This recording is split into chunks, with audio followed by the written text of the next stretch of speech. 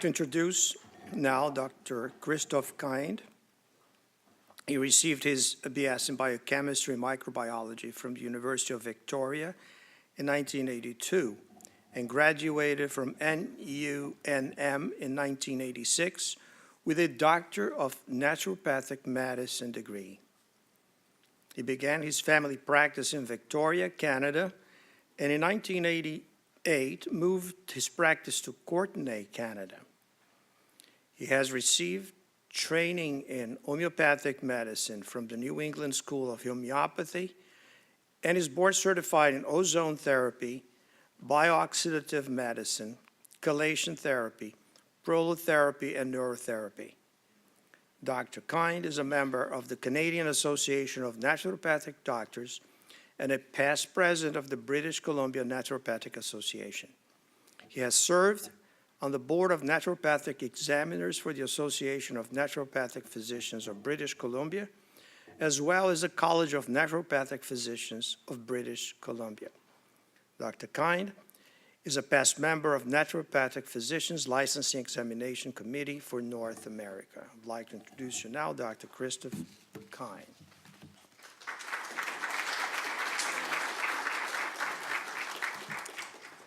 Thank you. I'm grateful to be here, and thank you, Dr. Doi, for the invitation.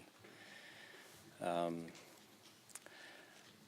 going to explain a little bit about what I do. I'm a clinician. I have a small country practice on Vancouver Island in British Columbia on 20 acres that I live on as well. 20 acres, about 8 hectares for those who are from Europe or elsewhere. So it's a rural setting, 10 minutes from downtown. The population is about 50,000 where I live. So I'm a country doc, and as a naturopathic physician in British Columbia, I have the authority to practice as a primary care physician, family doc with a specialty in alternative medicine, I suppose. Naturopathic medicine is really a philosophy of medicine. It's not defined by modalities. The philosophies of holism and understanding, or at least trying to understand and relay with patients the relationships between the body, the mind, and the spirit.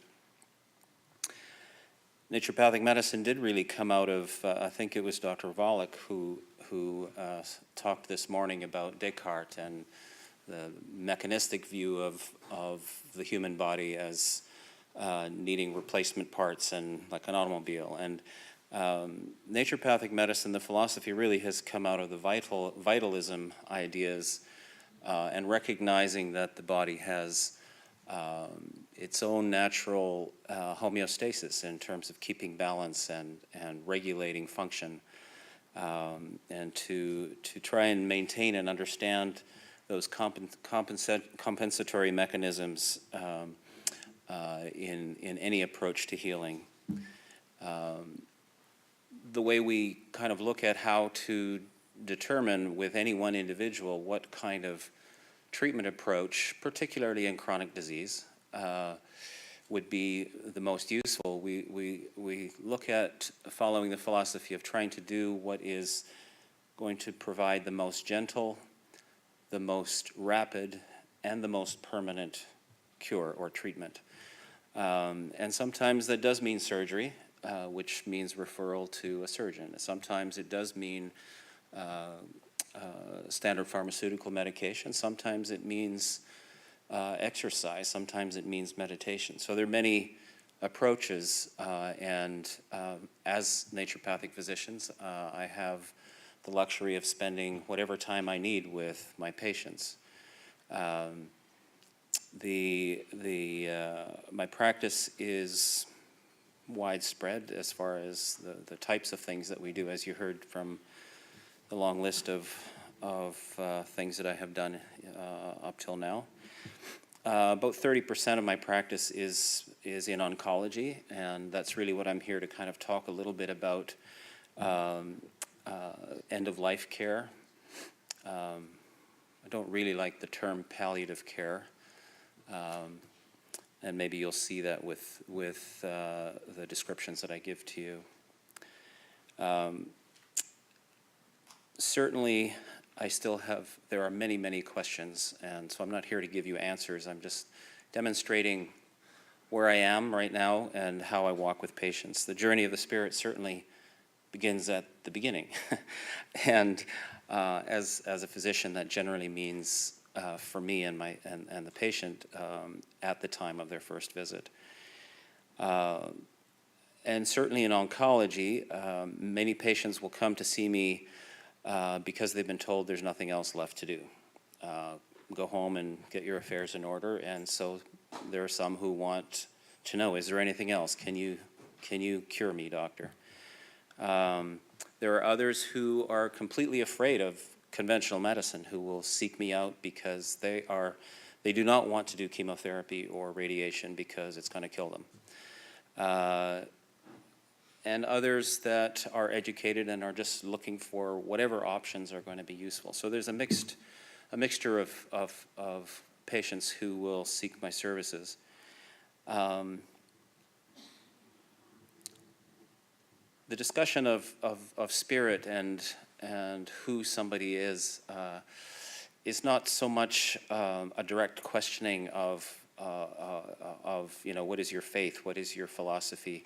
Those questions come up. It's establishing a relationship with your patient so that you can have these conversations, because they require going deep, and it requires trust, and it requires a development of a relationship to be established.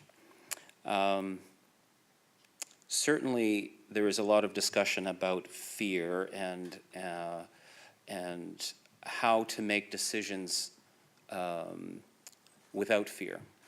So for those patients who are afraid of doing chemotherapy, we need to have those discussions of why are you deciding you want to go in a certain path, and is it really the best situation for your best approach for your situation? And with education and with taking the time to address fears, to help understand what supports can be given with conventional care, there are many patients who then will decide, oh, okay, well then I can do that. And others where there are no other options, then it's really it's supportive. There's always something to do, even if it's just talking. We don't have to treat people like they're dead already when they're not dead. So the discussion of death and dying and kind of understanding the transition between an attempt to cure and recognizing that really all we can do is support. But that's not a decision for me to make. I can educate my patients, but different people will have different needs. And there are circumstances where the unexpected happens, and I have had patients who I was convinced were going to die very shortly, have miraculous experiences, and show up at my office 6 months later, completely shocking me. I'm not going to tell you those stories. I do want to just give a little bit of framework to the story that I'm going to tell you about Arlene, which is really, there's more to working with patients than just the outcome with the patient. There are also many things that we learn as clinicians and are faced with in terms of our own choices and our own awareness and our own spiritual path. And so where are those boundaries? Where's the boundary between the doctor and patient, and how do you prevent burnout? How do you love and care for an individual as they deserve, knowing that they're going to die, and then be crushed when they're dead, and then do that with another one?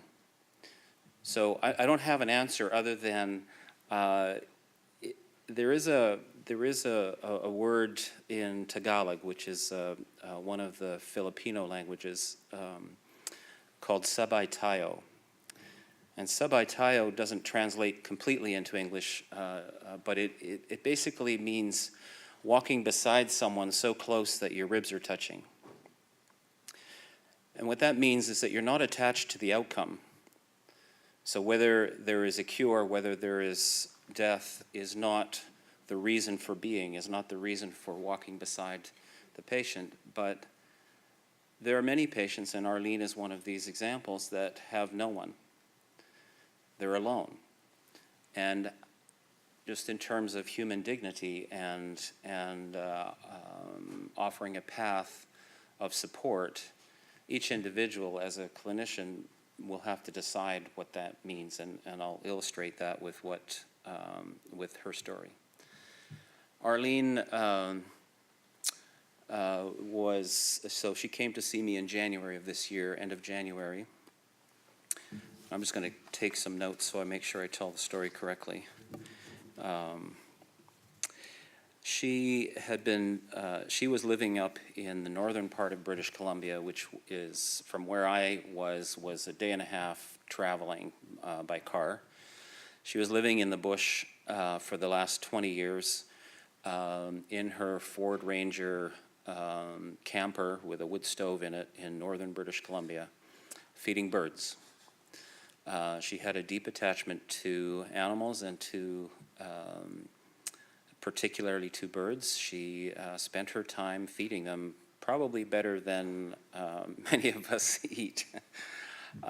She was a remarkable woman, and a year before that, so in the spring of 2015, she had been diagnosed with metastatic colon cancer as well as metastatic breast cancer, two cancer pathologies. She was one of these people who was completely averse to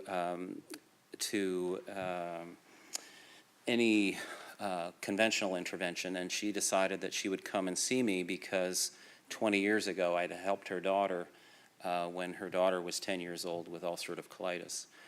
But she didn't come right away. She waited a year because she just wanted to go and heal herself, and she was doing self-care in her camper throughout the winter, and got so weak by January that she decided to drive down and see me. When I saw her, certainly she was very weak. Her hemoglobin was very, very low, requiring a blood transfusion. As a naturopathic physician, I don't have access to hospital services, so I have to communicate with other physicians to try and arrange those things. I was leaving for a board meeting, and I had contacted her family doctor to arrange for transfusion while I was away, which she received. And when I had returned a week later, had more time to examine her, and her breast mass was so large it was impeding the use of her left arm, and it was obviously going to be becoming very necrotic and start to weep. So I had discussed with her that she really needed at least some surgery to be able to deal with that mass, which she decided that she would drive back to Williams Lake, another day and a half drive to the surgeon who diagnosed her originally. And then 2 days later drove back down to see me, and in the meantime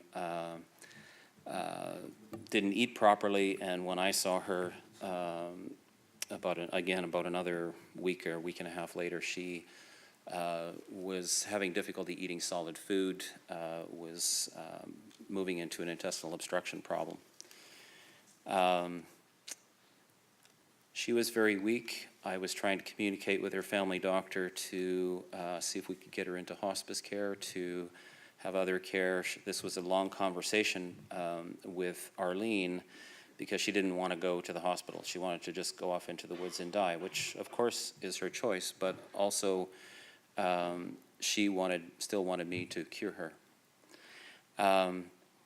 The the difficulty also came with her physician that she had made contact with in Courtenay was not responsive to my calls or letters of update of what was going on with this woman, and so I was really her primary care, which was, you know, it was beyond medical abilities that I had and care, but she became, I realized she was weak enough that she needed a place to stay, and she couldn't keep driving back and forth to my office. So I have 20 acres. I said, well, you stay here, and we were using supportive nutritional treatment with some amino acid therapies to try and strengthen her a little bit. Again, the idea is to just optimize function. She soon became too weak to go into town to get vegetables for puree, and I had some moose bones in my freezer from a hunt that I had done that fall. And I said, okay, well, I'll make you some moose bone broth, and she was nourished with that. These steps, I didn't decide to, okay, I'm going to intervene and do everything for this woman. It just continued. She became so weak that I had to call a colleague to try and speed up the process of getting her to hospice care, which was an application process. We had a conversation that I'm going to have to be very quick because we only have a few minutes.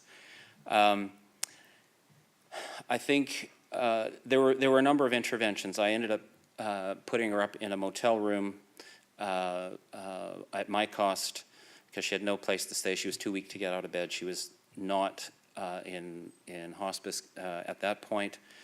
I sat in her family doctor's waiting room for 2 hours one Saturday morning to arrange for opiate medication that I was not able to prescribe myself and to get the application process going. The family doctor wasn't there, and I saw a replacement who was wonderful to get that process happening. She did have a son and a daughter and a sister on Vancouver Island. Her son wanted nothing to do with him. The daughter and the sister were struggling with their own anxieties and difficulties and were not really willing to participate much in her care. I think the point is, and I'll just summarize, she did pass away in hospice, and at the moment of her death, I was there. Her family was not there. Dr. Fenwick mentioned about birds, and what was really quite remarkable is at the time of her death, there were flocks and flocks of birds flying over the hospice that were still there when I had left an hour later. For me, it was really a question of human dignity. I could have said no any step of the way. But it wasn't really that much more of a step to, oh, well, I've got moose bones, why don't I just make you some moose broth?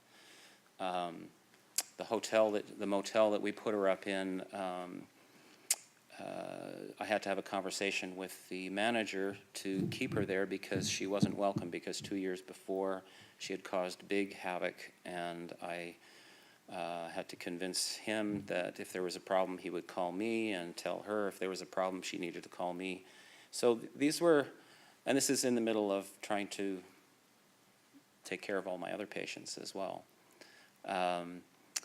So I'm just suggesting to you that the spiritual path also affects the caregiver. And the spiritual path, we are responsible for what we know. You can't pretend you don't know something when you know it. And to walk with someone and to allow them to find that process for themselves. She did die in peace. And that's just the story. So I'm sure we can discuss more, and I'm sorry to be so rushed. Thank you for listening.